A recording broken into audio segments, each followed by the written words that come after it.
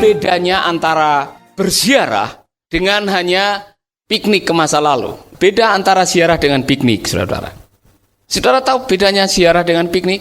Apa coba? Piknik lebih banyak ke mata hubungannya. Ziarah itu ke hati. Anda berziarah karena Anda punya ikatan batin dengan tempat itu, dengan pengalaman itu, dengan pohon itu, ya kan? Ziarah. Anda pernah ziarah ke kubur orang tua? Apa yang Anda lakukan di situ? Nari, sudah ketemu kuburan bapak saya. Tidak. Saudara akan duduk, merenung, mendoakan, mengingat kebaikan. Itu ziarah. Makanya umat Israel sering diperintahkan, ayo naik ke Gunung Sion. Pergi ke Sion. Ku mendaki ke Bukit Sion. Buat mereka, buat orang Israel, Bukit Sion itu ziarah. Karena ziarah itu punya kaitan hati, karena melalui ziarah kita meredefinisikan kembali hubungan kita dengan Tuhan. Saudara, sering-seringlah menulis jurnal kehidupan saudara, karena itu salah satu cara untuk engkau mengunjungi kembali. Kunjungi kembali pengalaman-pengalaman yang indah bersama dengan Tuhan, karena itu bisa menguatkan iman kita. Amin. Ziarah. Saudara-saudara, kalau saudara melihat di dalam perjanjian lama, ada 3 hal yang diperintahkan untuk mengingat. Yang pertama tadi, ingatlah keajaiban-keajaiban Tuhan.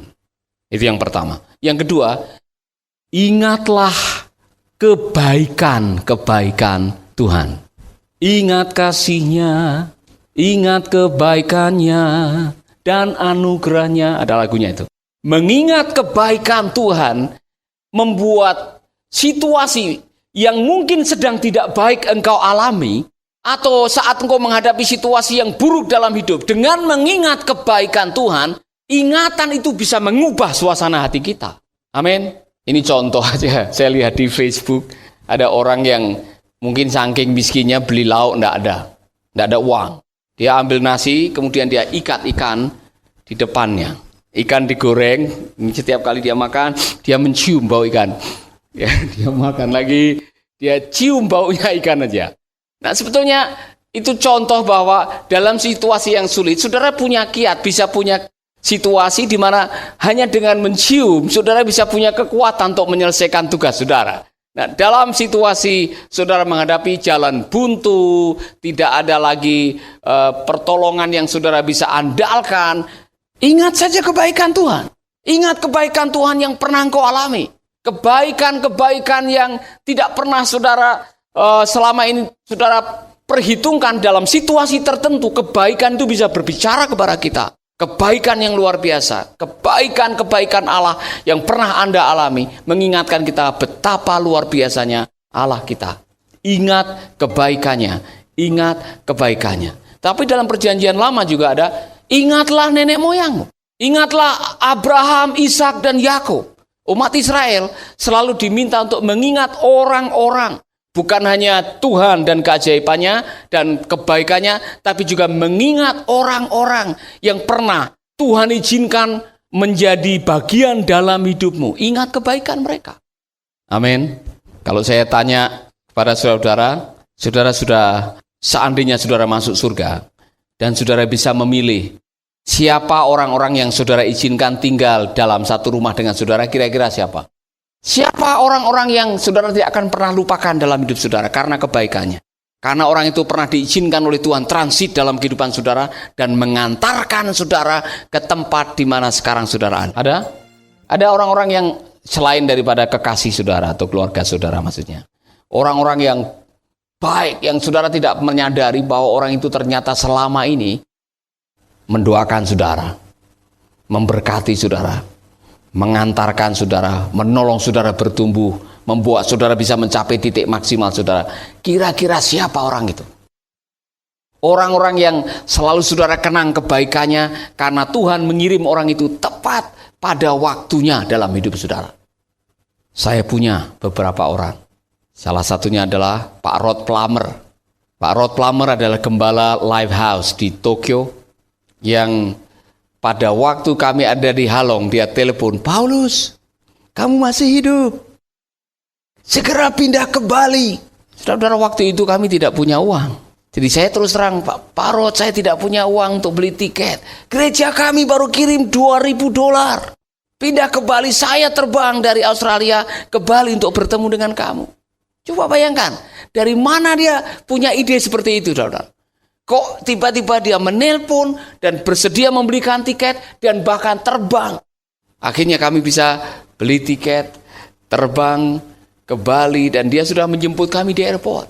Saya masih ingat sekali pada waktu dia menjemput kami dibawa ke Hotel Segara Village di Sanur, saudara.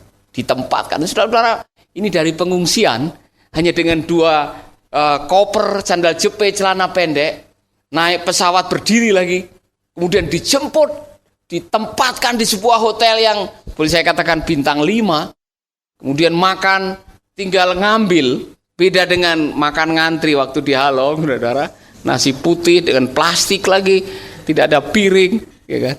Ada sesuatu yang luar biasa, pengalaman yang kontradiktif, yang berbeda seperti itu, membuat kami tidak akan pernah lupakan. Dan setelah beberapa hari atau lebih dari 1 minggu kamu di situ, orang ini memutuskan untuk mengontrakkan rumah buat kami. Dia sewa Suzuki Jangkrik warna putih, saya masih ingat. Dia yang nyetir, sudah tahu Suzuki Jangkrik yang kayak Jeep. Dia jalan-jalan, sampailah di jalan Nangka Utara Gang Sari Indah. Kalau tidak salah waktu itu nomor 19 atau 32.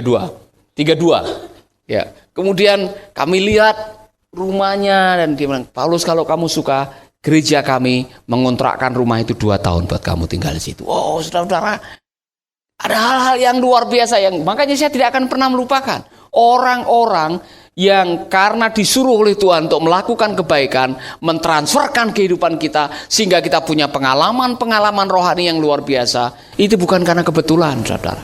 Ingat kebaikannya. Coba, kalau tiap hari saudara mengingat kebaikan Tuhan, saudara mengingat pertolongan Tuhan, saudara mengingat mujizat-mujizat Tuhan, saudara mengingat orang-orang yang disuruh oleh Tuhan untuk menolong kita, iman kita setiap hari akan bertumbuh dan luar biasa Tuhan akan menolong kita. Terutama waktu memasuki saat-saat sulit dalam kehidupan saudara. Saudara, waktu engkau berhadapan dengan tembok, mau apa lagi? Mau ciumi tembok? Satu-satunya cara untuk menyambung kehidupan adalah menengok ke belakang. Dan kita berjalan menemukan jalan yang baru untuk kita bisa menjalani dan meneruskan perjalanan hidup kita. Amin. Ada yang sedang menghadapi jalan buntu, Tuhan punya jalan buat saudara. Ada yang sedang bergelantungan di sebuah tali dan tidak tahu, kalau saudara tidak punya kekuatan untuk naik kembali, saudara bisa jatuh. Atau saudara berjalan meniti jembatan dan tidak ada tempat untuk berpijak lagi. Satu-satunya cara ialah ziarah, revisit, redefine. Kemudian saudara akan menemukan meaning yang baru, arti yang baru. Dan dengan arti yang baru, engkau punya kekuatan yang baru. Kekuatan yang baru engkau pakai untuk menghadapi kesulitan yang baru di masa depan. Haleluya. Amin. Apa bedanya piknik dengan ziarah? Saya ulang lagi. Piknik lebih banyak berurusan dengan mata, mau melihat-lihat. Ziarah lebih banyak urusannya dengan hati untuk redefine, menemukan makna kembali, untuk menguatkan masa kini sehingga kita punya kekuatan untuk menatap hari esok. Remember. Ingatlah baik-baik apa yang Tuhan pernah lakukan dalam kehidupan saudara. Saya mau kita berdiri. Ingat kebaikan Tuhan, saudara. Ingat semua karya Tuhan dalam hidup saudara. Ingat semua mujizat yang pernah terjadi dalam hidup saudara. Ingat semua kebaikan, mujizat, pertolongan Tuhan di dalam hidupmu. Dan syukuri. Dan katakan, Tuhan, terima kasih. Semua terjadi oleh karena pertolonganmu. Semua karena anugerah. Haleluya. Sahabat, Anda baru saja mendengarkan program Making Life Better. Hubungi kami di 0811-3901-144 atau 0811-3901-140. Mari dukung pelayanan Making Life Better melalui rekening BCA 6690300525. Sekali lagi, 6690300525. Atas nama Paulus Wiratno. Terima kasih, Tuhan Yesus memberkati. Making life better, bikin hidup lebih baik.